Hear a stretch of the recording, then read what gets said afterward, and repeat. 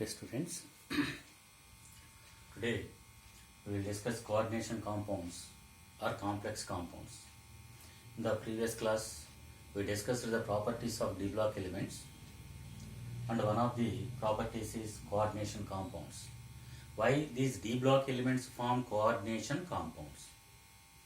Because of their small size, they can attract the lone pair of electrons, and because of presence of vacant d orbitals, they form coordination compounds.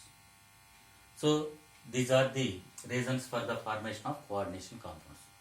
I think in the previous class, while discussing alloys, invar alloy, the components of invar alloy are iron, nickel, manganese and carbon. I think I told that instead of nickel, I think I told copper. You please make it correct. Okay. So anyhow, invar alloy contains iron, nickel, manganese and carbon. It is a ferrous alloy. Okay. Right. We will go to the coordination compounds. Right. What is the difference between a double salt and a coordination compound? In double salt and coordination compound, these two are formed by mixing two simple salts. For example, if we mix potassium chloride and magnesium chloride, then we will get KCl MgCl2 6H2O, which is called carnallite. Of course, it is a double salt.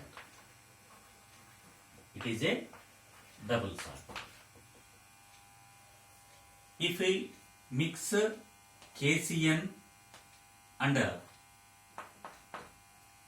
FeCN thrice,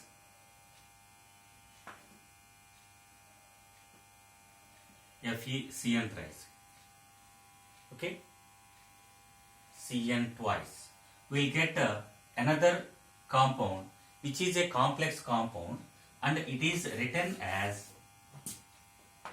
K4FeCN6. K4FeCN6. In the same way, if we mix ferrous sulfate and ammonium sulfate, FeSO4 and NH4 twice SO4.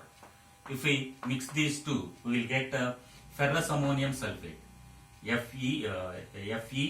FeNH3 4 times SO4. Okay, so this is complex salt. What is the difference between these two? Okay, so it is called potassium ferrocyanide.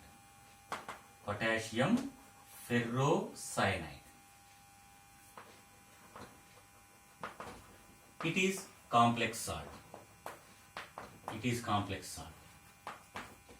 Though both are prepared in the same method, this is called double salt and this is called a complex salt. What is the difference between these two?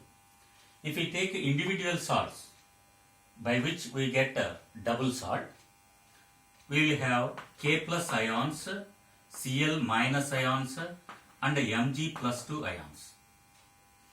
From KCl, K plus ion and Cl minus ion. From MgCl to Mg plus and Cl minus ions. From individual compounds also.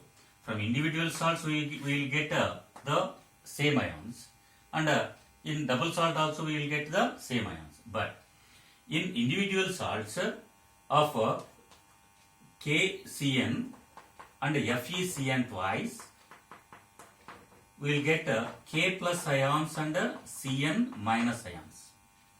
And from this one, we will get Fe plus 2 and Cn minus ions.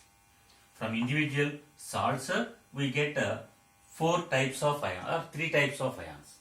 But if we dissolve in water, this gives K plus ions and FeCN6 4 minus ion. Okay, we won't get Fe plus 2 ions or Cn minus ions. Okay, in this case, such type of salts are called complex salts. So that is the difference between these two, double salt and complex salt. So the salts which give double salt retain their identity of ions, whereas in complex salts the individual ions or the salts that mix with each other to give complex salt do not contain their own ions when after the formation of a complex compound. Okay, so it loses its individuality of the ions, right? So this is the difference between coordination compounds and complex compounds, right? So what are the terms that we have to learn in coordination compounds? First one is ligands. Ligands. So what are ligands? Ligands are the atoms, ions or molecules. Atoms or molecules. Atoms or molecules that form dative bonds with the central metal atom. Dative bonds with the central metal atom or ion. Okay, the atoms or molecules which form dative bonds with or ions also are called ligands. Okay, next, simply in general we'll take ions, right? These ligands are again of three types based on their charge. Based on their charges there are three types. One, negative ions,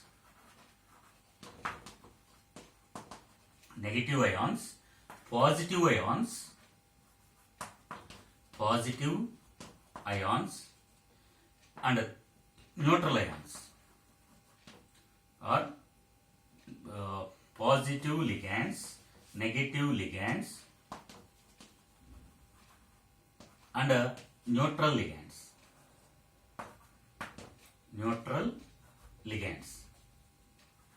If you take examples for negative ligands, X minus, that means halogen ions, halide ions. Okay, halides, right? X minus, SO4 minus 2, NO3 minus, C2O4 minus 2 ions, oxalate ions, etc. All these carry negative charge. And positive ions, nitrosonium ion, NO2 plus. You will get in general NO plus, nitrosonium ion. Okay, and hydrogenium ion is also there. Okay, next, neutral ligands. Example for neutral ligands, H2O, NH3, CO, carbon monoxide, etc. Okay, so based on the charges, the ligands are divided into three types: negative ligands, positive ligands and neutral ligands. Next, based on the number of bonds formed by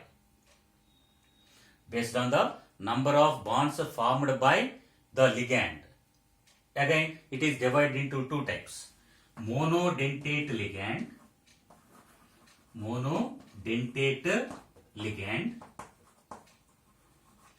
and polydentate ligand. Monodentate ligand and polydentate ligand. Okay, monodentate ligand forms only one dative bond per one molecule. Per one molecule, it forms only one dative bond. It forms one dative bond. Okay, if you take examples, all these forms except C2O4 minus, these form a single bond. So these are monodentate ligands. X minus NO3 minus H2O, NH. Though H2O contains two lone pairs on the oxygen atom, okay, it provides only one dative bond. Right. Polydentate ligand. If a ligand forms more than one dative bonds, then it is called polydentate ligand. For example, if we take C2O4 minus 2, it forms two dative bonds. So it is called bidentate ligand. It is called bidentate ligand, especially. In the same way, if we take EDTA, that is ethylene diamine tetraacetate. For the bidentate ligands, another ethylene diamine is another example, and EDTA, ethylene diamine tetramine, it forms 6 dative bonds. So it is hexadentate ligand. All these together, all these are called polydentate ligands. Based on the number of bonds formed by the ligand, these ligands are again divided into two types. Okay, monodentate ligands and polydentate ligands. And another type of ligand is there. It is important, ambidentate ligand. Ambidentate ligand.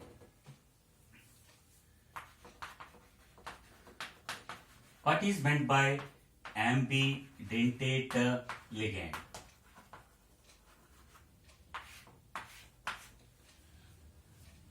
If a ligand contains more than one atom for the formation of a dative bond, then it is called ambidentate ligand. If a ligand contains more than one atoms which can form dative bonds with the central metal atom or ion, then it is called ambidentate ligand. For example, if we take a carbonate ion, C double bond O,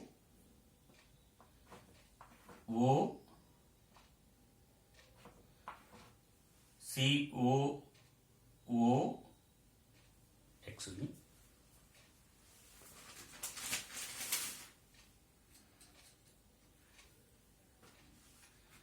NO2 minus ion, nitrite ion. Example, nitrite ion.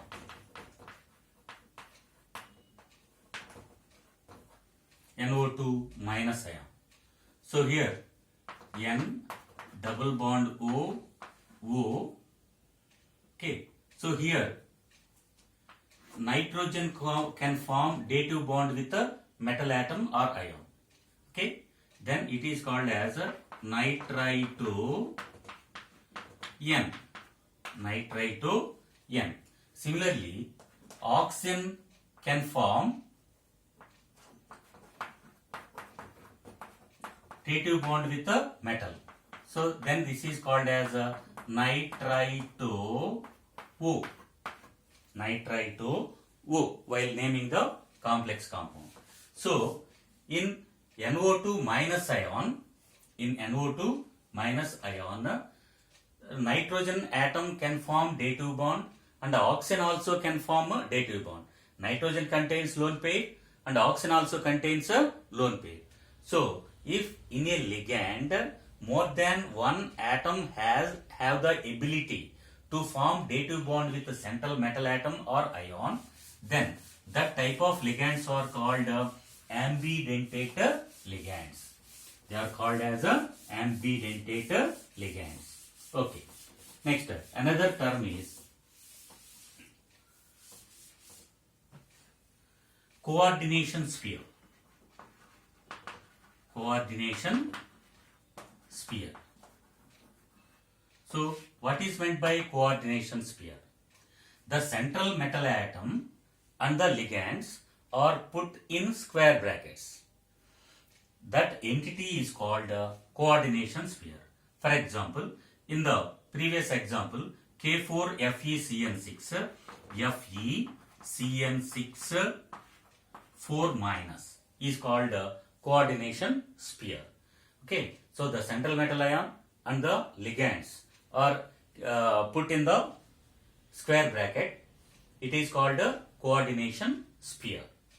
Next, what is coordination number? Coordination number.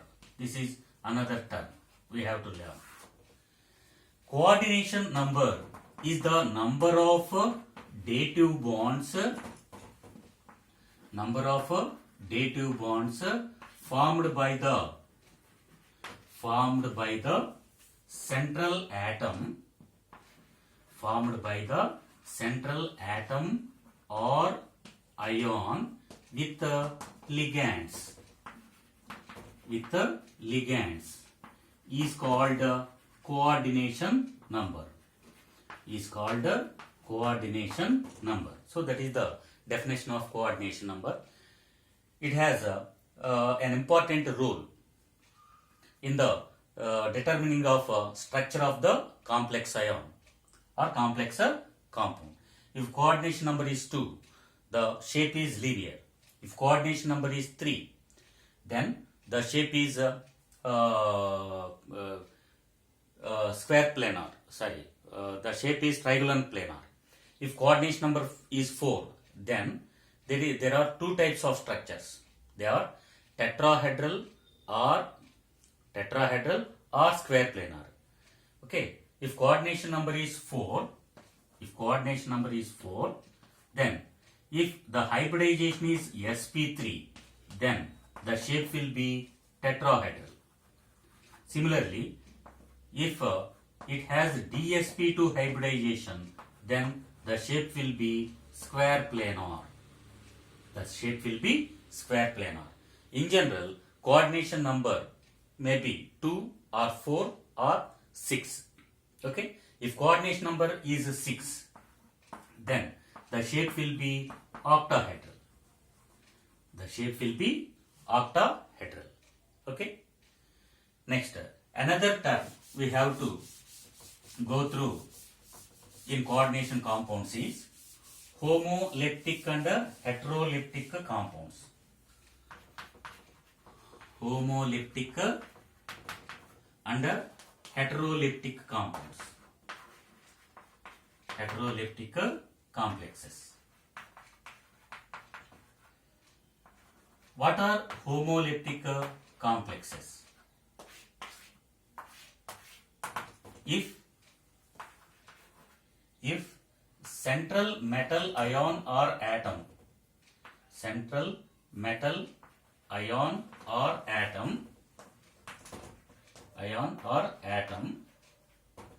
has only one type of ligands,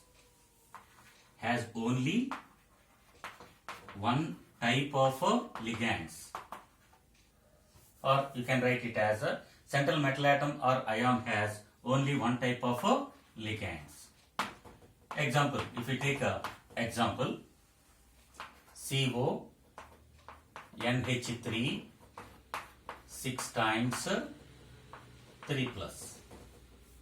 Okay, so central metal atom or ion forms only forms dative bonds with only one type of ligands. There are more than one type of ligands in some complexes. So central metal atom or ion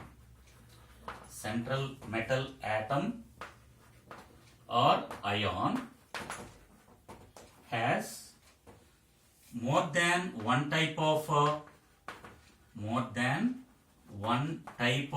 ligands. Okay, then such complex is called heteroleptic complexes. That the complex is called a heterolytic complex. Okay, for example, take a Cl2 NH3 4 times plus. Okay, Here, cobalt forms dative bonds with ammonia molecules and also Cl minus ions. So,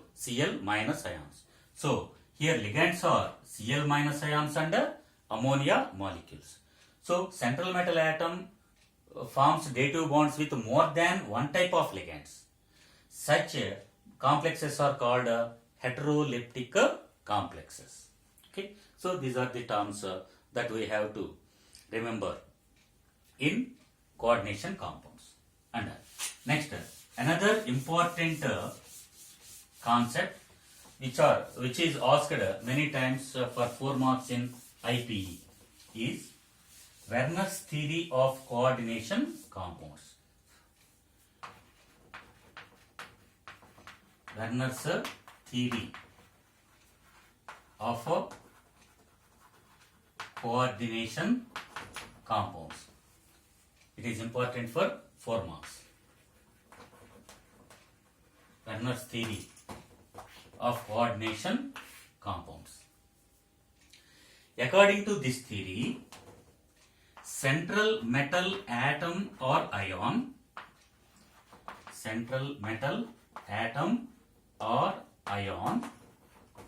will have to satisfy or will have 2 types of valencies. They are 1. Primary valency and secondary valency.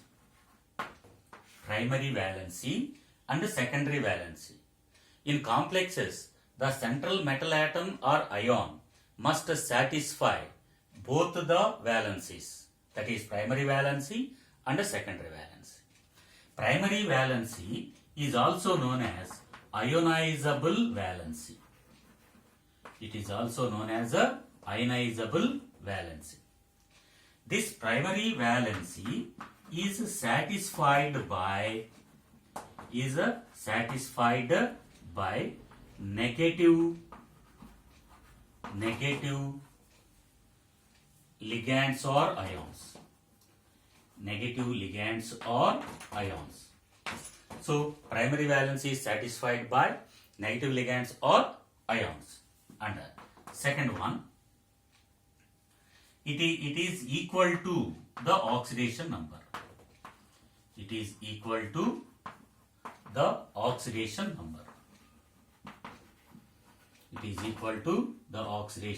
number. Next, while writing the structure of a complex, it is denoted by dotted line.